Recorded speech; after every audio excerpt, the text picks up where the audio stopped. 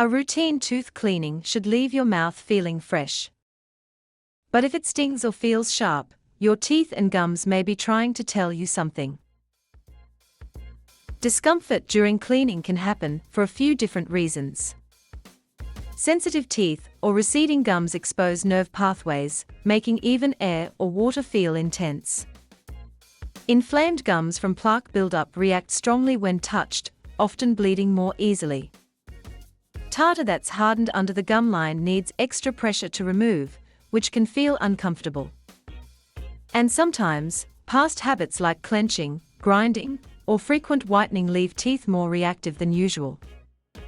Most soreness settles quickly after cleaning, but if pain or bleeding continues, it may point to gum disease or another issue worth checking. If discomfort lingers or feels unusual, book a visit and let our dentist take a closer look.